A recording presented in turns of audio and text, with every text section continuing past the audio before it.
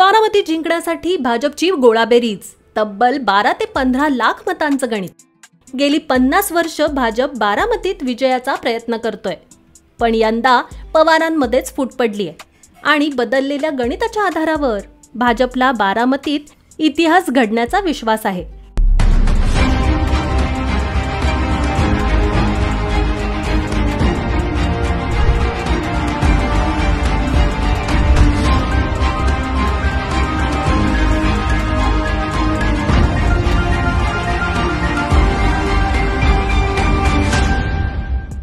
कालच्या सभेत उपस्थित नेत्यांच्या मतांची गोळाबेरीज 12 ते 15 लाखांच्या घरात आहे.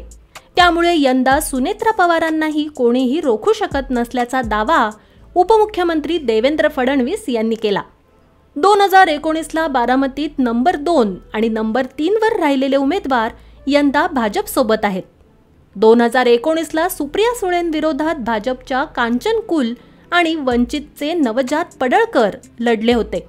सुप्रिया सुळेंना 6,86,714, कांचन कुल यांना 5,30,940 तर वंचितच्या 44,134 मतं पडली होती. यंदा सुळे एका बाजूला आहेत. सुनेत्रा पवारांसोबत युतीमुळे कांचन कुल आहेत आणि वंचितनं उमेदवार दिला नसला तरी त्यावेळेचे वंचितचे उमेदवार वंचित सोडून भाजपमध्ये गेले आहेत. 2019च्या लोकसभेत राष्ट्रवादीच्या सुप्रिया सुळेंनी भाजपच्या कांचन कुल यांचा 1,55,000 मतांनी पराभव केला होता.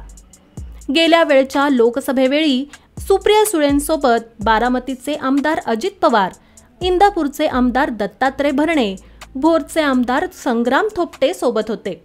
तर बारामतीत सुळेंविरुद्ध पवार नसून मोदी विरुद्ध राहुल गांधी लढाई असण्याचं फडणवीसांनी म्हटलंय.